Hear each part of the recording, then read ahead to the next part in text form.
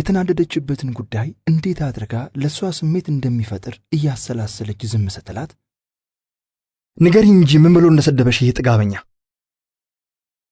አለች ድፍረቱ እንደ ጥቃት እያንገበገባት። እመቤቴ እያለ ነው አለች ሻረጊቱ መሬት እያየች። ዘርፌ እመቤቴ የሚለውን ቃል ስትሰማ ስድቡ ሙሉ ላይ እንደሆነ ግራ ገብቷት የሻረጊቱን እያየች እመቤቴ ነው ያልሽኝ ብላ ጠየቀቻት። የሻረጊቱ ቀና ብላ አይታት ታዲያስ አለች። ይበልጥ ግራ ገባት። ምኑ ነው ታዲያ ስድቡ? ድሮስ እመቤቱ አይደለሽ እንዴ? የሻረጊቱ ግን እመቤቴ መባሉን ስለማትፈልገው ዘርፌም ምን አለበት ብላ መቀዝቀሷ ይበልጥ አበሳጭቷት ምን እያልሽ ነው ዘርፌ? እንዴ መኪና ውስጥ ልገባ ስል ቀድሞ በሩን ከፍቶ በማጎንበስ ያሾፍብኛል። ለምን እንደዚህ ታደርጋለህ ብዬ ስጠይቀው ምን አጠፋው እመቤቴ በማለት ያሾፍብኛል ብላ አምርራ ተናገረች። ዘርፌ የተናደደችበት ጉዳይ ከንቱ መናኛ ሲሆንባት ይሄው ነው ስትል ጠየቀቻት። የሻረጊቱ ግን ዘርፌ ውስጥ የተፈጠረው ስሜት እሷ ውስጥ ከተፈጠረው ስሜት የተለየ ቢሆንም ስሜቷን ከሚገባው በላይ ስለጎዳት ታዲያስ ስትል መለሰችላት። ዘርፌ የሻረጊቱ ያቀረበችው ምክንያት አጥጋቢ ስላልነበረ እንዲያውም ጥፋተኛ ራሷ መሆኗ ስለገባት ትሰሚያለሽ፣ ጥፋተኛዋ አንቺ እንጂ እሱ አይደለም። እንዴት ጥፋተኛ ልሆን እችላለሁ? ልጁማ ትክክለኛ የጨዋ ስራን የሰራው ሊመሰገን ይገባዋል። ቆይ ለመሆኑ እመቤቴ ብሎ የሚገባሽን ክብር ሰጥቶ የመኪና በር ከፍቶ ማስገባቱ ምኑ ላይ ነው ጥፋቱ? ንገሪኝ እስቲ አለቻት። በቃ እኔ አልፈልግማ ብላ ዘርፌ ነገሩን አቅልላ ራሷን ጥፋተኛ አድርጋ በመመልከቷ ተበሳጭታ ቱግ ብላ ተናገረች። ዘርፌ በመልሷና በድርጊቷ በመበሳጨት ተቆጥታ እንዴት ነው የማትፈልጊው? ስትናገሪ ደግሞ በስርዓትና በጨዋ ደንብ ይሁን። ለመሆኑ የማን ዘር ሆንሽና ነው እንዲህ ያለውን ክብር አልፈልግም የምትይው? የደጃዝማች አካለ ወልድ ኪዳነ ማርያም ልጅ እኮ ነሽ በቁጣ ተናገረቻት። የሻረጊቱም እንደሷው ተቆጥታ ነገርኩሽ፣ በቃ የማን ልጅ እንደሆንኩ አላጣሁትም። እኔም ነግርሽ የማይመስል አጓጉል ክብር አልፈልግም ነው እያልኩሽ ያለሁት። አሁንም በጨዋ ደንብ ተናገሪ። መንገድ ዳር እንዳደገ አጉራ ዘለል የመጣልሽን አትናገሪ። ክብርሽ ልታቂ ይገባል። አረ ለመሆኑ እንዲህ ያለውን አመል ከወዴት አመጣሽው? በይ እንዲህ አይነቱን ንግግርሽን ሁለተኛ እንዳልሰማ ብላ እንደ ተቆጣች ክፍሉን ለቃ ወጣች። ክፍል 6 ጥሩ ሰው አዲስ የተቀጠረበት ቤት ከመጀመሪያው የገጠመው ነገር ስሜቱን ረብሾታል። እንዲህ አይነቱ ሁኔታ ይገጥመኛል ብሎ አልገመተም ነበር። ስሜቱ ክፉኛ ከመጎዳቱ የተነሳ ስራውን ለቆ ለመሄድ ሁሉ አስቦ ዕቃውን አስተካክሎ ነበር። ጥላሁን ነው አግባብቶ እንዲቆይ ያደረገው። ጥላሁን በተፈጠረው ሁኔታ ግራ ቢገባውም ነገሮች ይቀየራሉ ታገስ በማለት አግባብቶት ነው ያቆየው። ጥሩ ሰው ግን ይቀየራሉ ብሎ ለማመን ከብዶታል።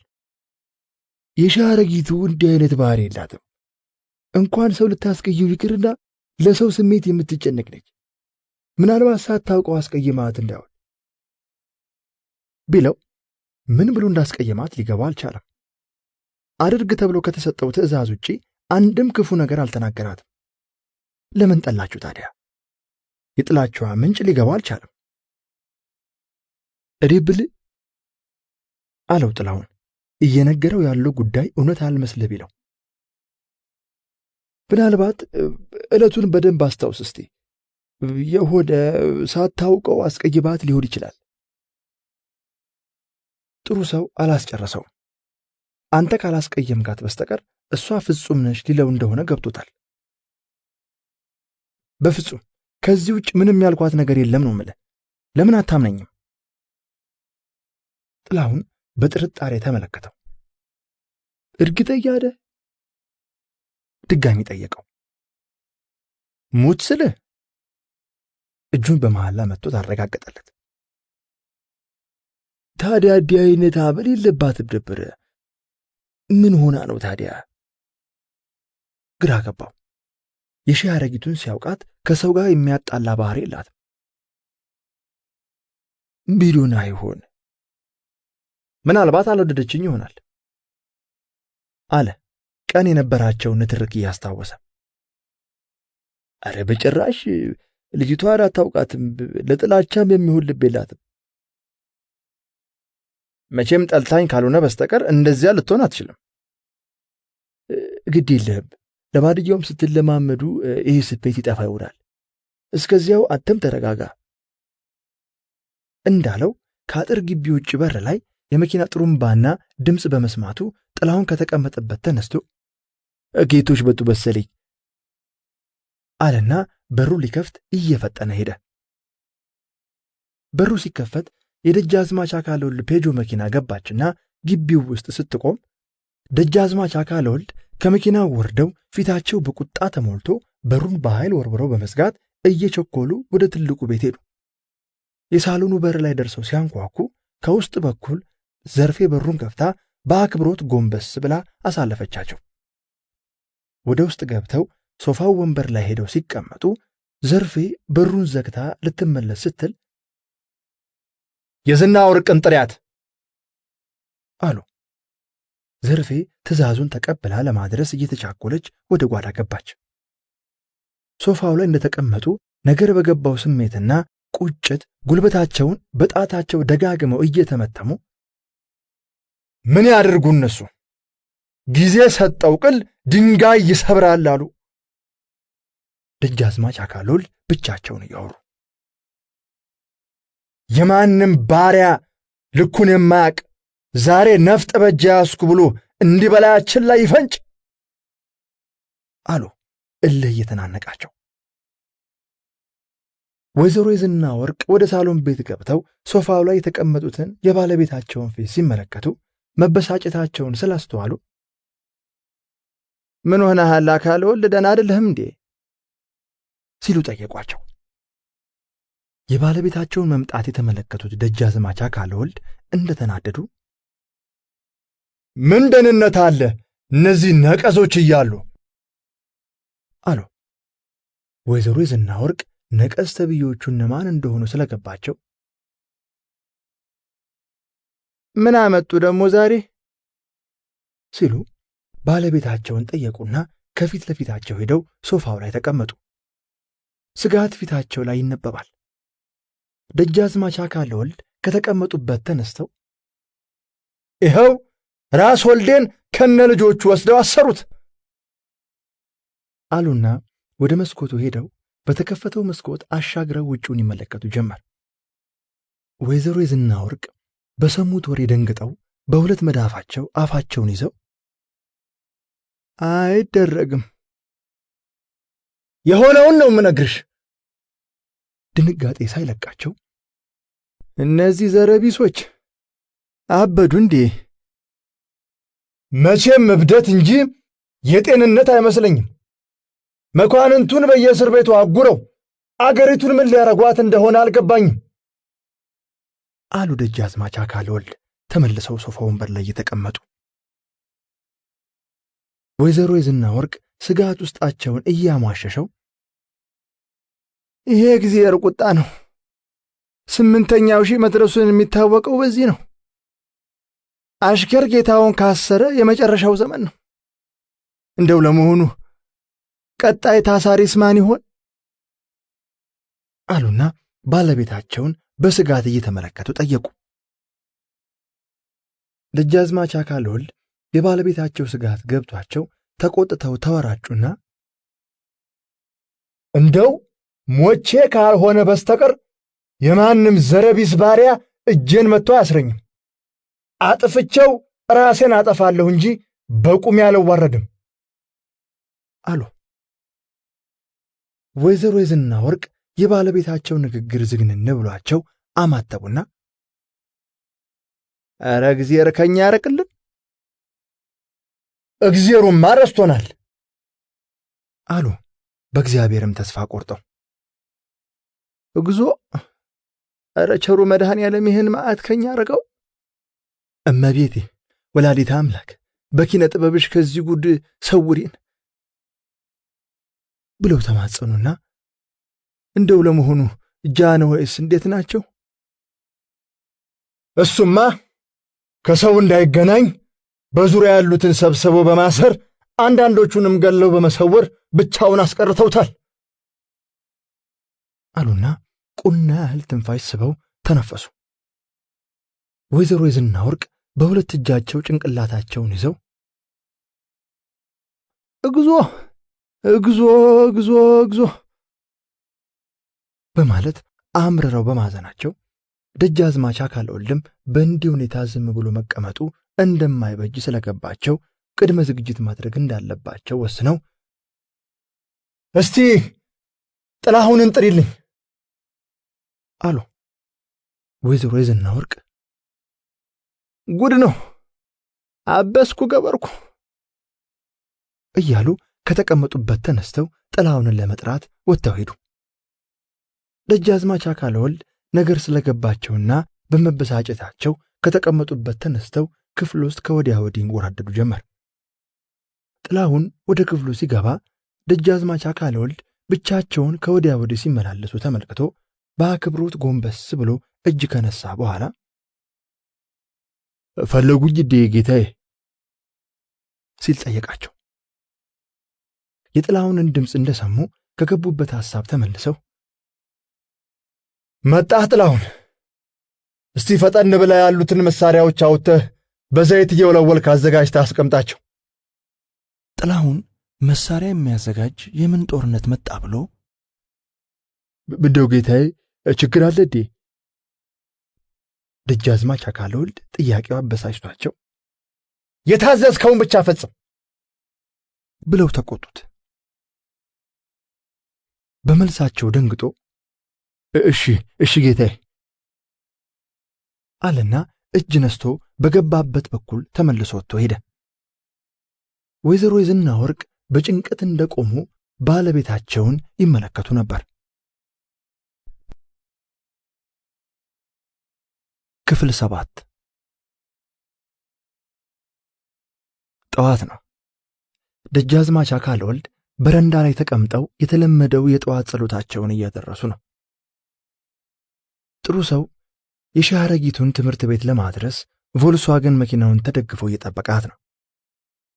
የሻረጊቱ በሳሎን ቤቱ በኩል ወጥታ ጸሎት ወደሚያደርሱት አባቷ ሄዳ እንደተለመደው ጉንጫቸው ላይ ስማቸው ተሰናብታቸው ወደ ቆመችው መኪና ስትሄድ ለአፍታ ጸሎታቸውን ቆም አድርገው ደረጃውን እየወረደች ያለችው ልጃቸውን በስስት ተመለከቷት። ጥሩ ሰው ደረጃውን ወርዳ ወደ እርሱ እየመጣች መሆኗን ተመልክቶ በንቃት ይጠብቃት ጀመር። ካያት ጀምሮ ዕለት ዕለት ውበቷ እየጎላ በኩርፊያዋ ውስጥ እንኳን ደምቆ ይታየው ነበር። ዛሬም እጅግ ውብ ሆና ወደ እርሱ እየመጣች ባያት ጊዜ ተደንቆ አቤት ውበት ሲል ዓይኑን እሷ ላይ ተክሎ ሲመለከታት ቆይቶ ምን ዋጋ አለው ውበት ብቻ አላመል ምን ይሰራል ሲል ያለፈውን ግጭታቸውን አስታወሰ። እሷም ወደ መኪናው እየቀረበች በመጣች ቁጥር ጥሩ ሰው እንደተለመደው ሊያበሳጫት እየጠበቃት መሆኑን ስትመለከት ክፍት አላትና ፊቷን አኮሳትራ ስትቀርበው ጥሩ ሰው ፈጥኖ የመኪናውን በር ከፍቶ በአክብሮት ጎንበስ ብሎ ይጠብቃት ጀመር። እሷ ግን እንዳኮረፈች አልፋው መኪና ውስጥ ገብታ ተቀመጠች። መቀመጧን ሲያረጋግጥ ካጎነበሰበት ቀና ብሎ በሩን ዘግቶ በፊት ለፊት በኩል ዞሮ መኪና ውስጥ ገባ። ደጃዝማች አካለ ወልድ የሰጡት ትእዛዝ መፈጸሙን ተመልክተው ወደ ጸሎታቸው ተመለሱ። ጥሩ ሰው መኪናውን አስነስቶ እየነዳ ከግቢው ወጥቶ ሄደ። መኪናዋ ከመንደር ውስጥ ወጥታ ትምህርት ቤት እስክትደርስ ድረስ ሁለቱም ምንም ሳይነጋገሩ ነበር የደረሱት። መኪናዋ የትምህርት ቤቱ በር ላይ ደርሳ ቆመችና ጥሩ ሰው እንደተለመደው ቀድሞ በሩን ለመክፈት ሊወርድ ሲል የሻረጊቱ ከመውረዱ በፊት አስቀድማ እሱም ማናገር እንዳለባት ወስና ቆይ አትውረድ፣ እዚሁ ሆነ አንድ ያናግረኝ አለችው። ጥሩ ሰውም መውጣቱን ትቶ ምን ትለኝ ሆነ ሲል በስጋት ቁጭ እንዳለ የምትለውን ይጠባበቅ ጀመር። ለምንድን ነው የማይሆን ሥራ የምትሠራው ጥሩ ሰው አለችው በተከፋ ስሜት ንግግሯን ዝቅ አድርጋ። ጥሩ ሰው ገረመው ስሙን ጠርታ ስታናግረው። እንኳን ስሜን ጠርታ ታናገረኛለች ብሎ ሊያስብ ቀርቶ ችግር ሆኖባት እንጂ አብራው ለመሄድ እንኳን የምትጥላ መሆኑን ነበር ካለፈው ሁኔታዋ የተረዳው። ዛሬ ግን ስሙን ጠርታ አሳዛኝ በሆነ አንጀት በሚበላ ድምፅ ስትጠይቀው ድንቅ አለው።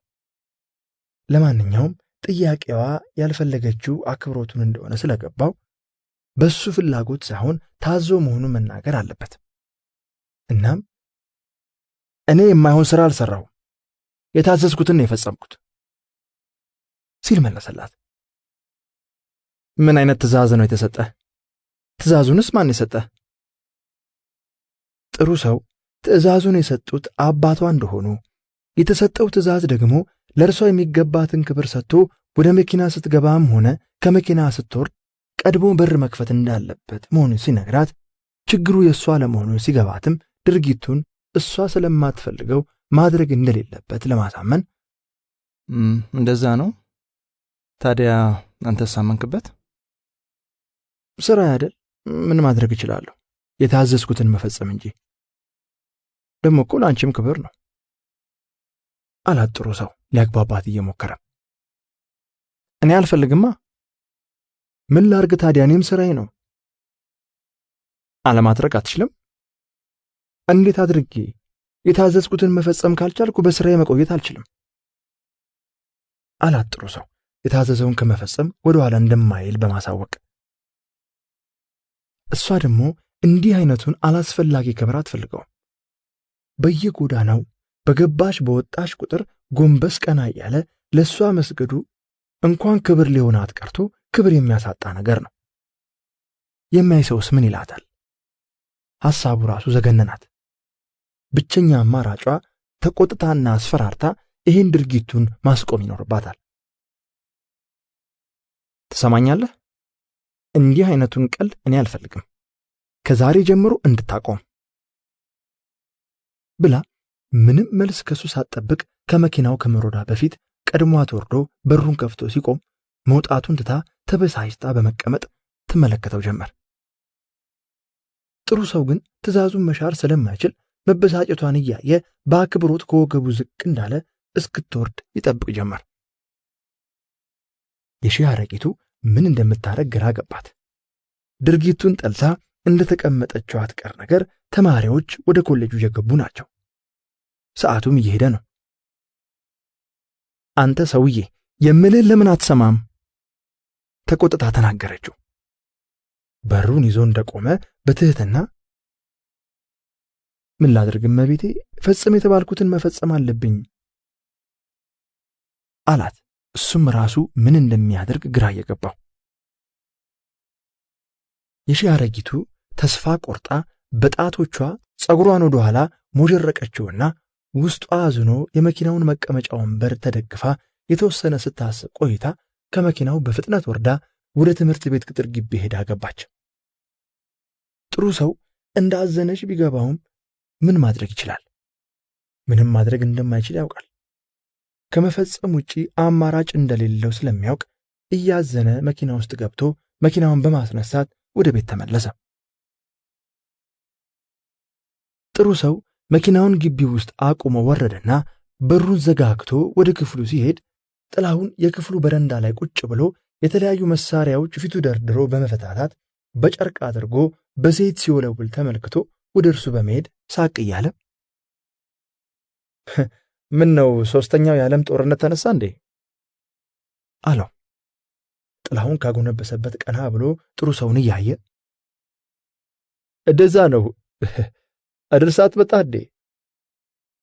አለውና ዛሬስ ምን ብላው ይሆን ብሎ ፊቱን እያጠና ተመለከተው። አድርሻት መጣሁ። በዘይት በተጨማለቀው ጨርቅ መሳሪያውን እየወለወለ ዛሬስ ብላለች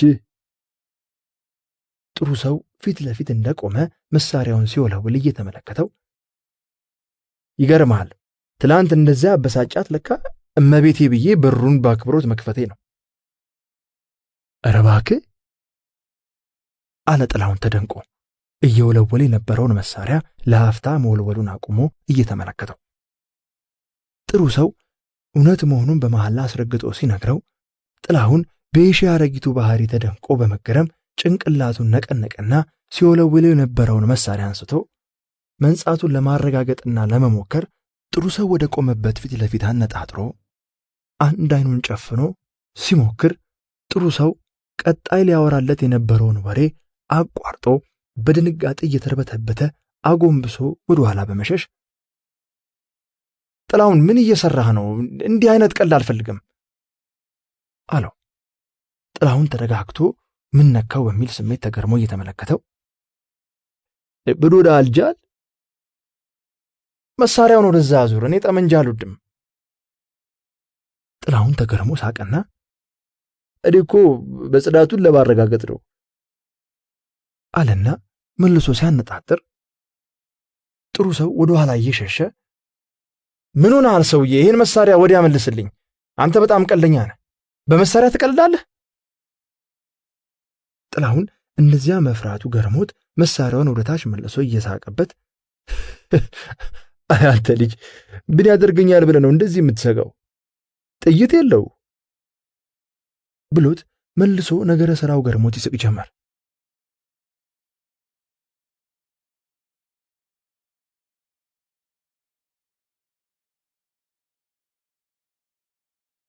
ወዳጄ ምንም አይኑረው፣ ከመሳሪያ ጋር ቀልድ ይቅርብኝ። ኧረ አንተስ ሲወጣል ፈሪ ነህዳ አለና መልሶ ወደ መሳሪያ መወልወሉ ተመልሶ ወደዳ ወደ ጨዋታችን እንመለስ። እመቤቴ ማለት አበሳጭቷት ነው እንደዛ የተቆጣችው ነው የምትለኝ አለ ጥላሁን። ጥሩ ሰው እንደሆነ ሲነግረው ጥላሁን ግርም ብሎት የዘመዱ ልጆች እንደዚህ አይነት ክብሩን አይፈልጉትም ማለት ነው ብሎ ጠየቀና መልሶ ምን አልካት ታዲያ? እኔማ ታዛዥ መሆኔን ነገርኳት። እንደማትፈልግ ብትነግረኝም ስራዬን እንደሚያሳጣኝ ገለጽኩላት። እሷ ግን አልተዋጠላትም። አቋሜ መሆኑን ስታውቅ ተበሳጭታ ከመኪናው ወርዳ ሄደች ብሎ ነገረው።